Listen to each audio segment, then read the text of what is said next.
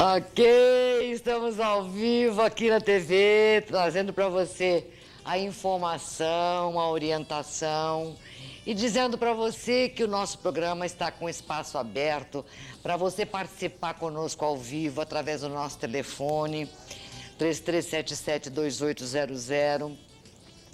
Nós temos a nossa página, o nosso site na internet, que é o mafalda@cnt.com, aliás, mafalda@cnt.com.br. E o nosso endereço eletrônico é o mafalda@cnt.com.br. Você pode estar conosco de diversas maneiras. Você pode realmente participar com os nossos entrevistados.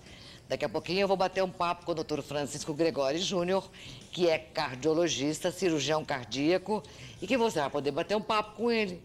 Use o telefone. Olha, primeiramente eu quero dizer que o Magazine Luiza do Catuaí estará, só hoje, TV 29 polegadas CCE, à vista R$ 799, ou parcelas a partir de R$ 49,90. E olha um detalhe, tem 3 anos de garantia esse televisor, mas é somente hoje no Magazine Luiza do Catuaí Shopping Center de Londrina. Doutor Francisco Gregori Júnior, tudo bem com você? Tudo bem, você? Como é que Tudo tá? jóia? Bom? Tudo bom. Quantos anos faz ou quanto tempo faz que você colocou a cola Super Bond naquela senhora lá de Bela Vista? Ó, se você não quiser falar, tudo bem, entendeu? Mas as pessoas ficam curiosas, né? Faz 9 anos agora, né? 9 anos. Em março vai fazer 9, comecinho de março agora, 9 anos. E ela tá viva, hein? Tá viva. Tá boa. Depois dela andei colando um monte de gente, né? Verdade. Só que não pode falar.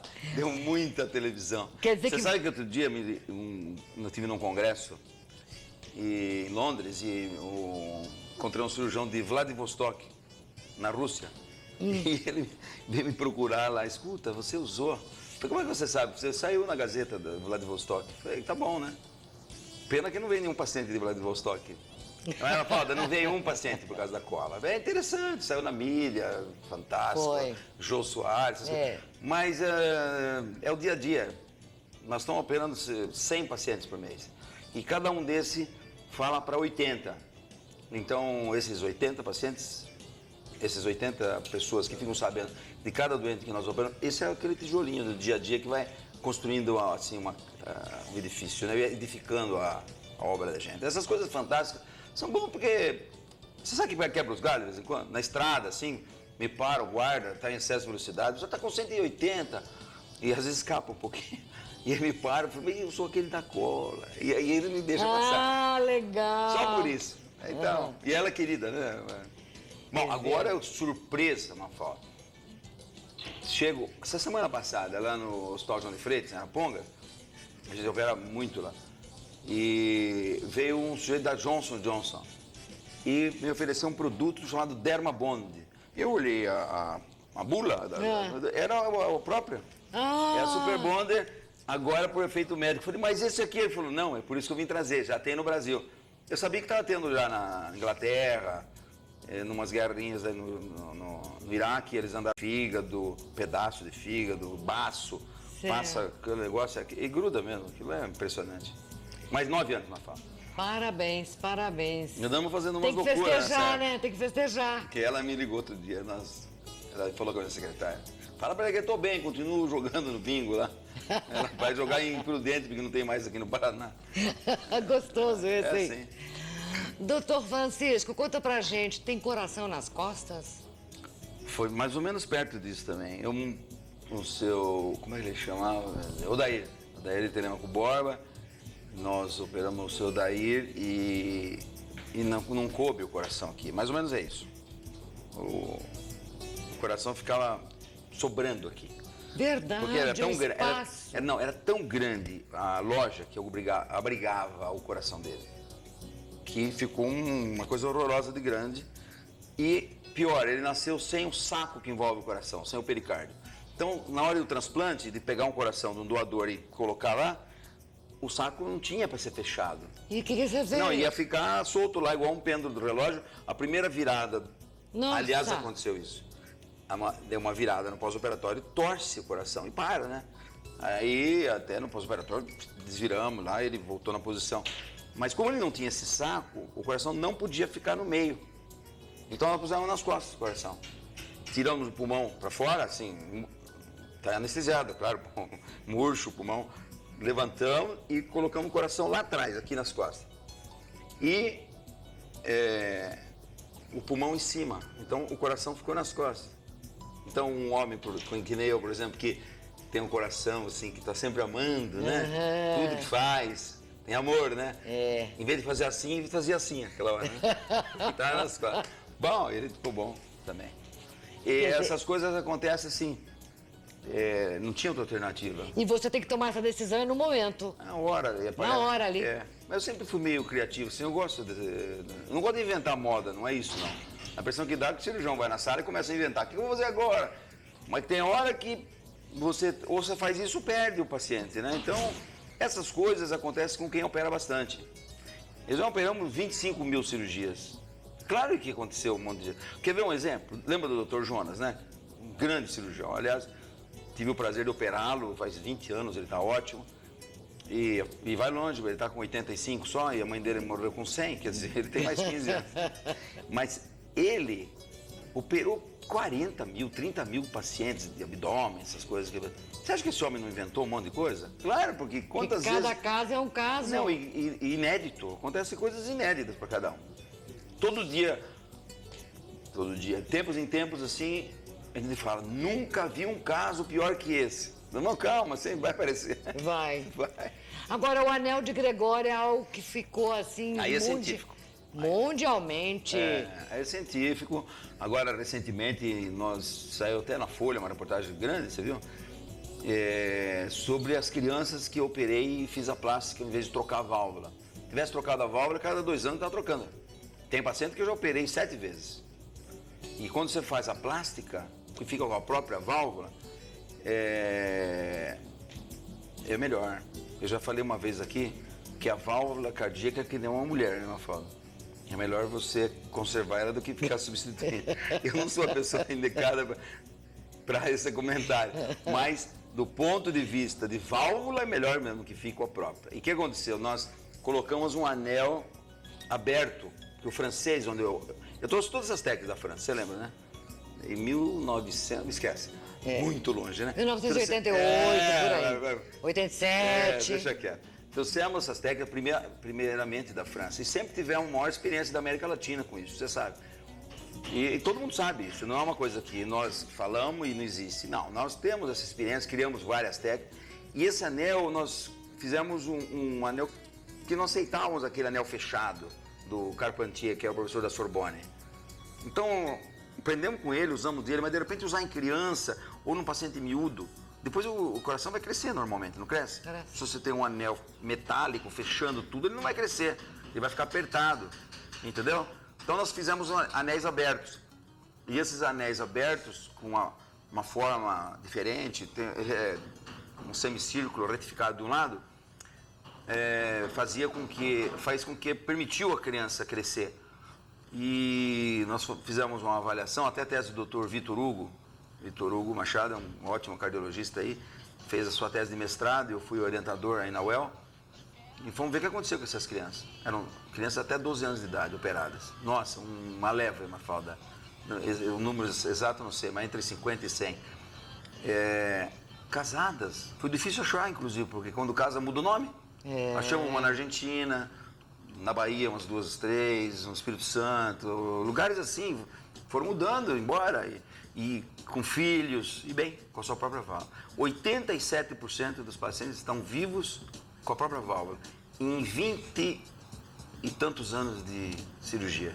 Quer dizer, foi um golaço isso aí, porque nós não esperávamos que fosse, nós acompanhamos sempre, mas não esperávamos que fosse dar um resultado tão bom assim. Por isso que eu insisto na conservação de válvula, ao invés de ficar trocando, não é nenhum absurdo trocar uma válvula, que todo mundo troca, mas nós somos 1000 cirurgiões, tem uns 10 no Brasil que fazem bem essa cirurgia de reconstrução de válvula, e nós capitaneamos isso aí, sem dúvida nenhuma. Trouxemos para cá, e o maior orgulho que eu tenho é de que eu introduzi esse método no país, de reconstrução. Duval. É o benefício que você está fazendo para a humanidade, né, doutor Francisco? Eu falo outro dia, você sabe que eu sou cristão, né? Bastante. Ninguém tem oportunidade maior que um médico, né, de fazer o bem. É. Você tem, todo mundo tem. Quantas pessoas se ajudam aí? Mas nós médicos temos todo dia. Que não é dando alguma coisa, tá com fome, tá aqui um dinheiro e tal. Também ajuda, viu? Porque essa história de dizer na esquina, eu não vou dar dinheiro porque dinheiro perverte. Conversa, tá com fome, dá um dinheirinho, sai a fome, come um sanduíche. Para quem não tem fome, não é nada, mas para quem tá passando, cada um fizer a sua parte na sociedade, esse mundo seria melhor, o Brasil seria muito melhor. Mas nós médicos temos uma oportunidade diária, que é carinho, por exemplo, atenção. Operar, nós vamos operar mesmo. Agora, o sujeito está lá desesperado, olha para sua cara, pede desculpa para conversar com você. De tão baixo que ele está. Mas pega na mão dele, conversa, vai dar tudo certo, explica para ele o que vai acontecer, para ele saber onde ele está entrando. Então, eu acho que... eu me sinto bem fazendo. Tudo eu estava pensando, será que não é egoísmo meu? Faço bem porque me sinto bem. Acho que gente boa é assim, não. Né? Tem gente que... Você só recebe na medida que você dá. Mas não faço pensando em receber. Não, mas você só dando carinho, você recebe o carinho. Eu me sinto bem assim, fazendo Essa bem, é a verdade. Bem. É verdade. Você falou agora há pouco 100 cirurgias por mês no Hospital João de Freitas, lá em Arapongas. Não, no total. Ah, no total. Mas no João de Freitas, em Arapongas, nós operamos 60%. Quer dizer que se somar a Londrina inteira, não dá o que nós operamos no João de Freitas. Por quê? Para falar a verdade para você, o João de Freitas é um hospital... Eu vou resumir o que é o João de Freitas. Eu precisei de um cateterismo, para ver se eu tinha alguma coisa. Estava limpinho, quer dizer que, na verdade, eu fui lá e se eu precisasse ser operado, eu fiz o cateterismo lá. Se precisasse ser operado, eu ia ser operado lá também. Tem ideia do que eu confio lá ou não? Olha... Não é assim, eu indiquei um pai, uma mãe, nada. Foi a mim próprio. Foi você. Lá. Então, tem tudo lá. Tem 3 UTIs ótimas, salas de cirurgia, é tudo ótimo lá. E a mesma equipe. O que nós operamos aqui no Hospital Evangélico, que aliás está se equipando muito bem também agora, com essa nova gestão aí do CURI, do pessoal, o reverendo Osni dando força. O Hospital Evangélico está contra a cara, hein? Vai ver para você ver o que está acontecendo lá. Loucura. A Santa Casa investiu também. Quer dizer, os hospitais de Londrina, quietinhos, eles estão cada vez melhores agora. Eu estou bastante satisfeito. O que eu gostaria que fosse mais rápida, melhor, era no hospital universitário. Aí está difícil. E é onde tem a população mais pobre, onde eu poderia fazer uma loucura de ciência lá dentro, se eu tivesse condição. Então me pergunta, você fez aquilo que você sonhou na vida? Eu falei, não. Como não? Eu fiz mais do que eu sonhei. Essa é a verdade. Menos do que eu poderia ter feito. Tivesse dado condição. Por exemplo, teu filho está nos Estados Unidos. É um baita cardiologista lá, tem sala de movimento, tem tudo lá. O que falta para ele? Fala. Não falta nada. Esse era o meu sonho. Mas aí eu teria que ceder um pouco mais ainda. Teu filho foi mais para frente ainda no sentido de, puxa, ele abandonou um país para lutar. Você vê o que faz a ciência na cabeça de um homem, né? Então, eu acho que não precisava tanto. Mas qualquer governo... O pessoal não é inteligente, político, porque onde você é pego, por exemplo, quando você administra, seja um município, um estado ou um país, é na saúde e na educação. Se você abandonar esses dois, você está frito. Não adianta esse negócio de política, quanto está o dólar, quanto não está, quanto... Eu estou sempre controlando essas coisas, qual é o investimento, o risco Brasil melhorou, a inflação, emprego, isso é importantíssimo. Essa área foi. Mas a saúde precisava ter tido um investimento maior. Então, não estou fazendo críticas aqui ao Lula, a esse governo, nada disso, não é intenção. Nem ao governador aqui, nada. Aliás, aqui o governo do estado fez até mais do que o governo federal lhe ofereceu. Então, saúde. O sujeito que investe na saúde e na educação levanta um país. Rui Barbosa falava isso, não dizia? Me dá milhar de livros e homens e eu faço um grande país. Só precisa disso, mais nada. Doutor Francisco, a pergunta que tem aqui de uma ligação é a seguinte. No Hospital Universitário de Londrina faz transplante cardíaco? Não. No Hospital Universitário opera-se muito pouco coração. tem uma hemodinâmica fantástica. O pessoal que opera lá, que faz o cateterismo lá, é o mesmo do Hospital Evangélico, é o mesmo da Santa Casa, é o mesmo do João de Freitas. Dr. Samuel, Dr. Douglas, Dr. Milton, Dr. Marcos, enfim, é a mesma equipe. A equipe cirúrgica nossa também, somos 2 equipes lá. Tem a equipe do Dr. Kengo, que é outra equipe que concorda conosco, que concorre só. Não são inimigos, nada, são amigos, concordem. E são responsáveis por essas mudanças que aconteceram nos hospitais aí. Porque eles fizeram um hospital, construíram um hospital e o hospital foi para frente, tá bom, e despertou que os outros concorressem também. Você vê como é que é? Concorrência foi Deus que inventou, não é? Lembra do Adão e Eva? Ela é sadia, Estavam né? sozinhos os dois lá e tal, depois veio Caim, Abel, começou a concorrência. Então, ela é salutar, precisa ter. E lá no hospital universitário não tem concorrência, porque é um órgão que é estadual. É funcionalismo público. Quer ver uma coisa? Eu não vou nem falar quanto eu ganho lá, porque isso aí é simbólico, mas tudo bem. Não fale. Bom, eu ganho 1.000 e nem sei direito, acho. R$1.800, uma coisa assim. 2.000 por mês. Para ensinar. Não para operar, para ensinar. Mas nós, lá no hospital universitário, além de ensinarmos, nós operamos. Então, isso não se ganha num paciente que se opera. Só. Então, se operar um paciente, fora você ganharia isso. De SUS, 2 pacientes, você receberia isso aí já. Então, qual é o interesse de operar 100, 200? Eu gosto dessas coisas de operar, não me importa. Mas quem vive disso, de um hospital universitário, que trabalha só no hospital universitário, que é professor, qual é o estímulo que ele tem de operar 10 pacientes? Ou 100? Se ele ganha a mesma coisa. Explica. Eu preciso entender. Eu sou contra aumentar salário. Eu não acho que um sujeito para dar assistência, operar o coração lá no hospital universitário, tenha que ganhar mais do que eu ganho. Não precisa. Tá bom que eu ganho para ensinar. Também não me dedico tanto assim, não sou aquele exemplo de professor que você pensa. Vou lá, faço a minha parte, tudo direitinho. A minha parte é mais contribuição científica, porque eu publico bastante, crio coisas que levam o nome da universidade. Cada um tem uma função. Tem outro que tem uma parte política dentro da universitária, que mexe com a parte política que é necessária. O outro que é a parte assistencial, tem de tudo lá. Mas com relação à parte assistencial, o hospital universitário tinha que ser o Johns Hopkins University. Tinha que ser que nem o New York State University.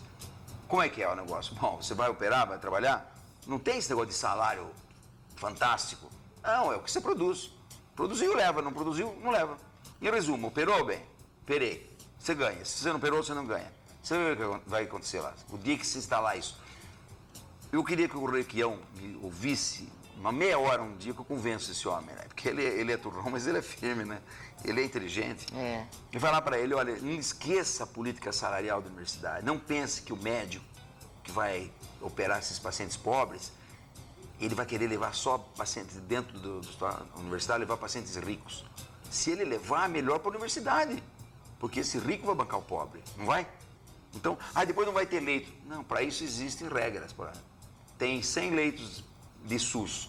Você quer quanto? Eu quero 30 para particulares. Ué, não tem nenhum? Eu levo meus para lá. Aí o que acontece? Eu quero mais 30 para particular, porque aumentou. Ótimo, aumentamos mais 100 para SUS. Dá condição de assistência mais para o pobre, você entendeu? Então, quem tem dinheiro banca quem não tem. O Estado não pode ficar com tudo. O hospital universitário é um hospital elitista, só tem de pobre. Você vai dizer, por que não pode um indivíduo qualquer deitar lá e você acha que dá para deitar numa maca lá e ficar no hospital? Um indivíduo que está acostumado a ficar num apartamento com a sua esposa, ele pode pagar isso. Vai lá e paga o hospital. O médico ganha. Aliás, não é o hospital que vai chamar, é o médico que vai levar. Amanhã depois o hospital melhora e o hospital chama também. Aí vão dizer assim, não, o hospital está dando doente para o hospital, para o paciente. Mas não viu como tudo começou. Que vai lá porque tem um professor bom. Porque se você pegar o prédio do hospital, tudo que tem lá, isso não vale nada. A estrutura. O que é um hospital? O hospital é o corpo que está lá. Médico, enfermeiro, fisioterapeuta, técnicos, bioquímicos, aquilo é o hospital. Deu para entender? O hospital universitário tinha tudo para ser um encore aqui. Não é porque não querem, porque não enxergaram isso ainda. Não é nem por mal, é o medo. A esquerda tem um medo, ainda existe, sabe? Parece um câncer. O mundo é assim. O professor universitário vai num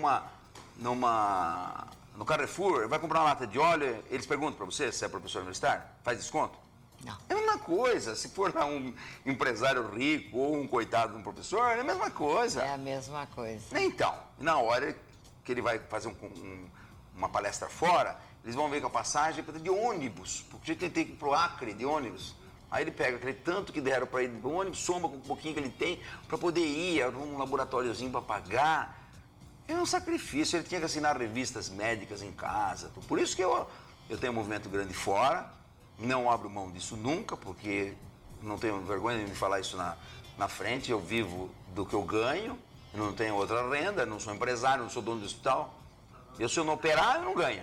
Então eu opero bastante, ganho bastante, faço a minha assistência e gostaria de fazer muito mais no hospital universitário. Uma outra pergunta que está aqui também de telespectadora. O que é a célula-tronco? Faz célula-tronco em Londrina? Você faz? Veja, a célula-tronco existe em 3 ou 4 locais no Paraná que estão oficialmente pelo Ministério da Saúde designados para se fazer esse tipo de experimento. Um Quais deles são? é o hospital universitário. Mas isso não no ato operatório, na hemodinâmica, pelo catéter.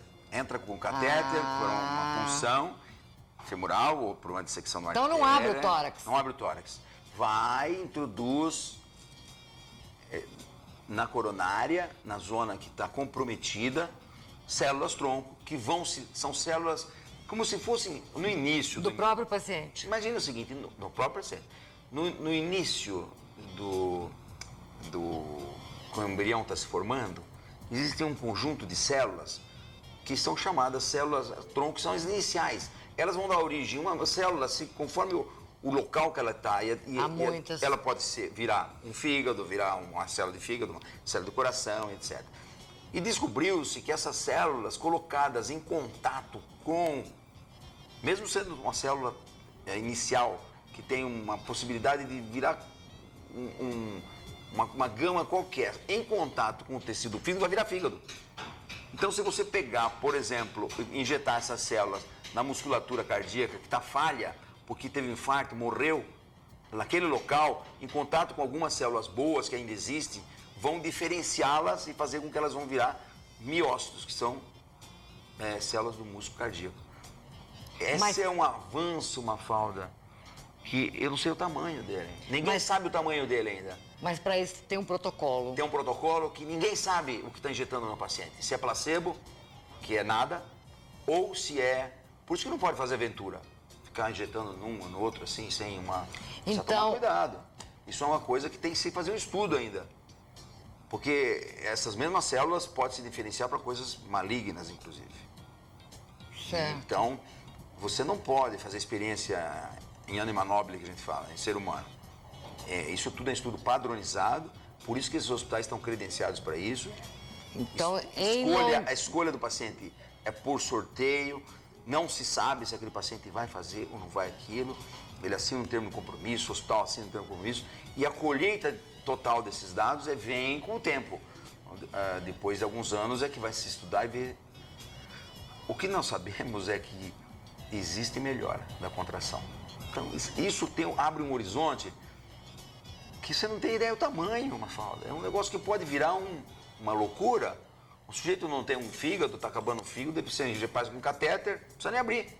Pega um catéter, introduz numa artéria hepática, ou na veia porta, retrogradamente, ou enfim, qualquer lugar que você conseguir chegar, pela veia cava, em cima, ali perto do fígado, injeta essas células e começa a aparecer um fígado novo.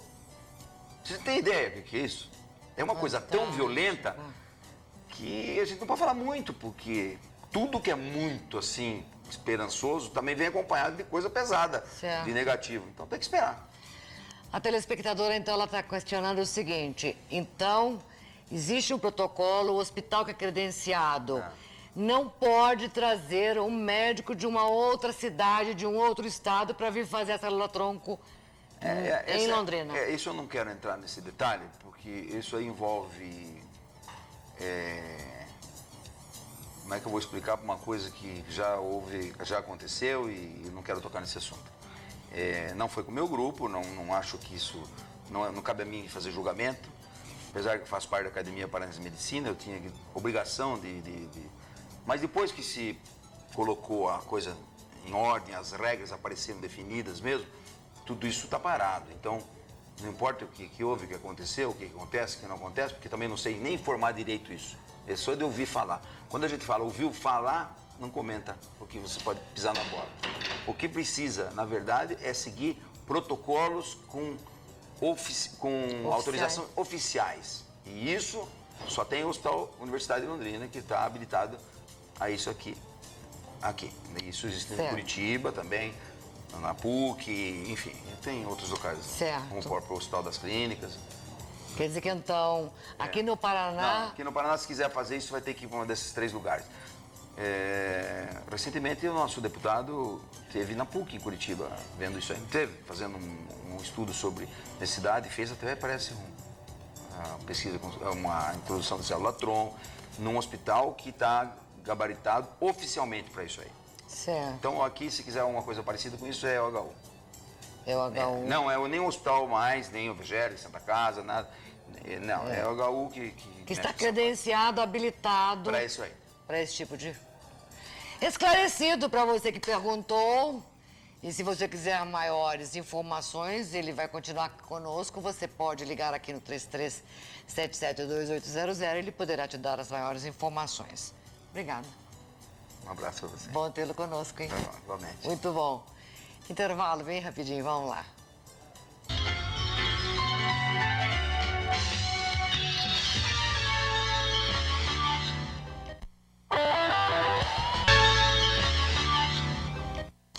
Olha, já está nas bancas a revista Playboy deste mês agora e eu não posso abri-la e não vou poder mostrá-la, mas chamando a atenção já pela capa, não é isso?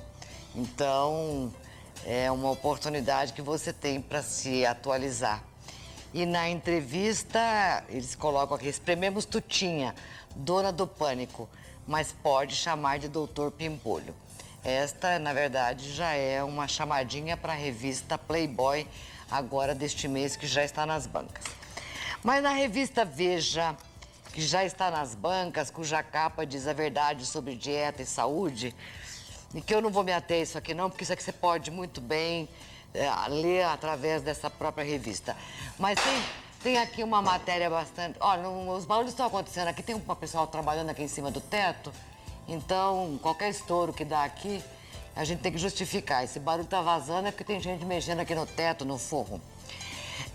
Tecnologia, na página 92. A mente de quem mente.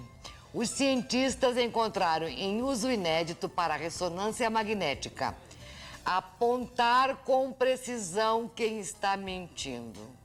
Aí começa ali, olha. Um aviso ao pessoal que costuma ser convocado a depor nas CPIs em Brasília. A ciência descobriu um método muito mais eficiente que os tradicionais para saber se uma pessoa está mentindo ou não. Isso é inédito. Isso é muito fantástico, isso é bom demais. E na revista Minha Novela, a Júlia vai realmente humilhar o Nicos. Vai ter problemas sérios nessa novela lindíssima.